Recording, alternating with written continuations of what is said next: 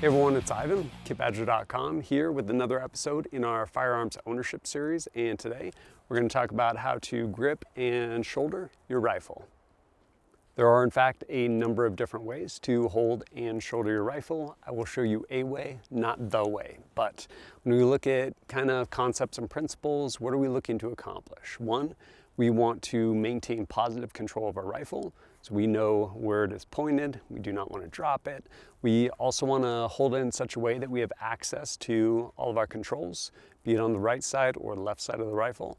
And we want to be able to hold this rifle in ideally such a way that we can kind of free up that dexterity of our trigger finger, so we can make smooth, clean presses to the rear and get those good shots. And then lastly, we want to figure out body mechanics in such a way that we can help mitigate recoil so that we can get back on target faster and take follow-up shots. We'll start with establishing that grip with our firing hand.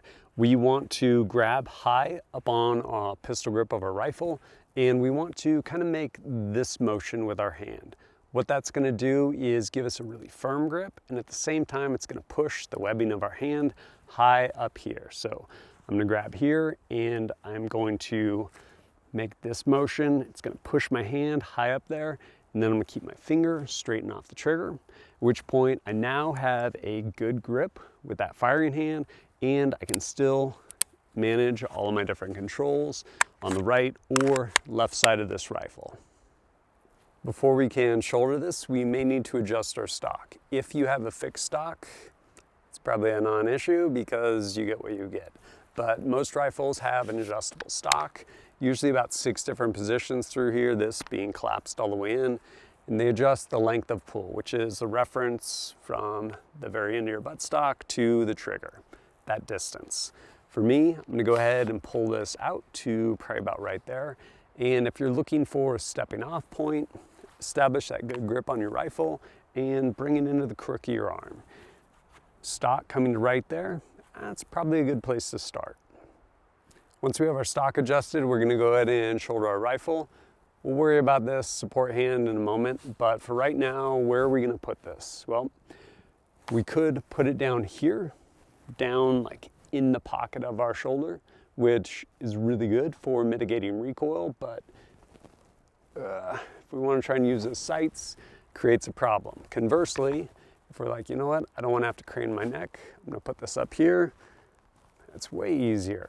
Well, now we can't mitigate recoil quite as well. So we're going to find something kind of in between those two, kind of right in here in the pocket of our shoulder, and from there we can drop down and ultimately establish a cheek weld, basically smashing your cheek kind of along the stock or buffer tube, at which point we can line our eye up with our sights, or if you have an optic, like that. So once we have this though, what are we doing with this hand? We treat our support hand while shooting rifle similar to the way we treat it when we shoot pistol. If we present straight out, like we were shooting a pistol, even though this is a rifle, we don't have a lot of strength out there.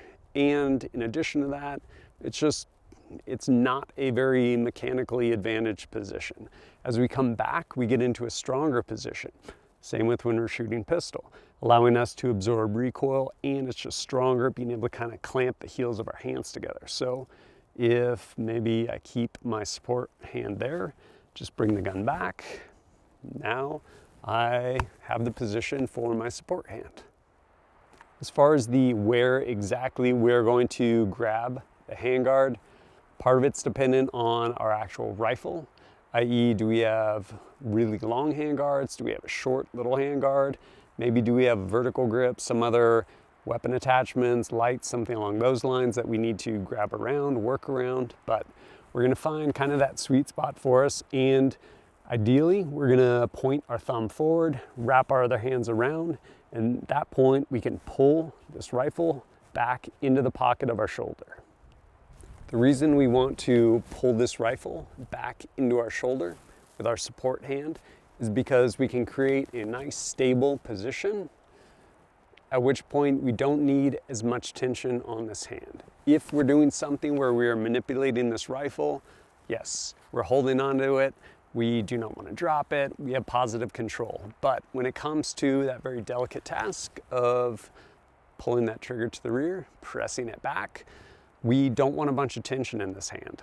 And if you make a fist and then try and do something delicate like this, it's difficult to do because you now have a bunch of tension in your entire hand to include your trigger finger. So if we can create a solid shooting position by pulling this rifle back into our shoulder, at which point we can relax some of the tension in this hand when we actually need to go press the trigger, that is a win. We now hopefully have an understanding of the fundamentals of how to hold and shoulder a rifle. Again, we want to get up high on that grip, at which point we still have access to all of our controls, and then we want to bring the rifle into the pocket of our shoulder. We want our support hand to be kind of in that position of power with respect to being fully extended or all the way in.